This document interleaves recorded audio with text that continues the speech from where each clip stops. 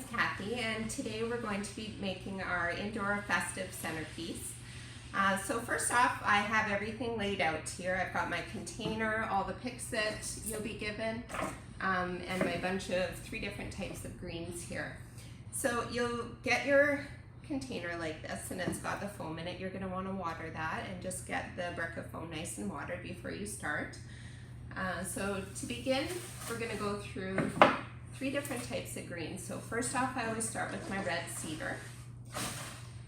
And you're going to get a stem that's probably got several different breaks on it. You're going to need a good pair of sharp clippers, and what you're going to start to do is cut each piece off the green. Alright, so I have my pieces of cedar green.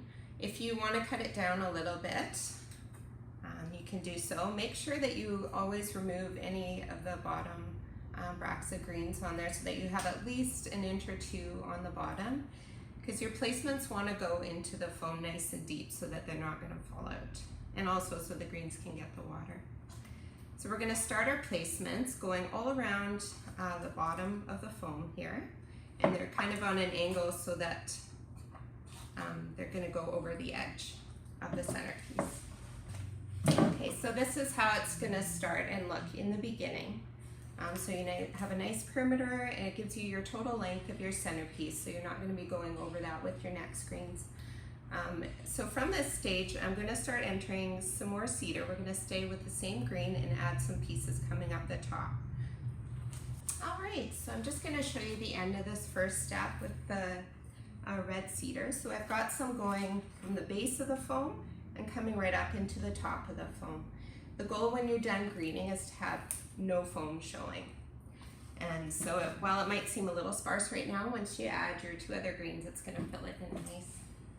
So our next green that I'm going to use, you just want to grab your princess pine. So pine is the stickiest of all the greens, so you're going to find your hands get a little sappy with this one. But we're going to do the same with this. We're going to cut them off the main stem and just get lots of nice pieces for our centerpiece. So we're going to start with our pine now, and you're going to want to remove any needles that are on the base of the stem. And again, just making sure that you have a nice couple inches of stem to go into the foam. And I'm going to go on the ends and just get my lengths for my centerpiece. And it's just kind of being placed on top of that bottom layer of cedar. Alright, so I'm just going to show you my pieces that are going around the base like that. And so now, just like I did with the cedar, we're going to start with the princess pine coming out the top of the arrangements as well. Alright, so I'm just going to show you what this looks like now. So I've got the pine all around the outside and also coming up in the top. That basically gives us our total height of the arrangement as well. So last but not least, our final green is the silver fir. So this is a beautiful green because it has that nice silvery tone on the back of it.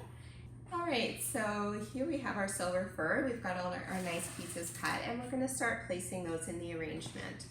So fir is a great green just for filling in all those spaces that you have in there. It's nice and fluffy, and it's just going to fill in and cover all the foam. It's covering your mechanics, so you don't want to see any tape, you don't want to see any foam in your arrangement. So again, with this green, you want to make sure you have a nice stem to place in there, and you do have to remove all those greens. So I'm going to fill in now. I'm having a look around my arrangement and seeing where there's any holes in there, and I'm just going to place the fir in there. Again, just keeping it on a nice angle, and it's just going to fill in all those areas. Okay, so I'm going to spin I'll show you from the top first. That's what it should look like at this stage. Then I'm going to just turn the arrangement around and make sure that I've gotten, you can even lift it up a bit to see the sides. Right, so it's all greened up now. So that's the finished product, and then we have the fun part, which is adding all of our picks in. So I like to start with my bows. I don't add them in last because I want them to feel like a part of the arrangement.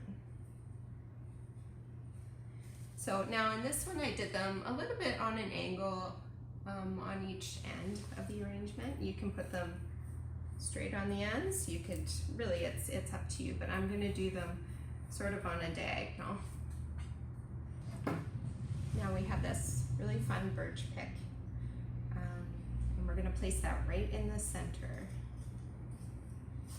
So we've got cones and we've got tree bunches. I grouped them for you, and we're gonna make those placements in there as well.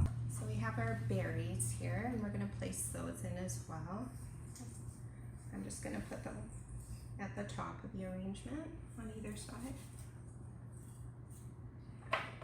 And finally, we have our silver baubles.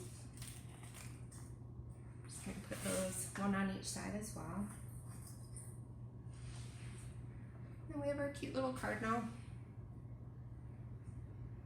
And I'm just gonna put him right in the center. Thanks for joining me for this workshop.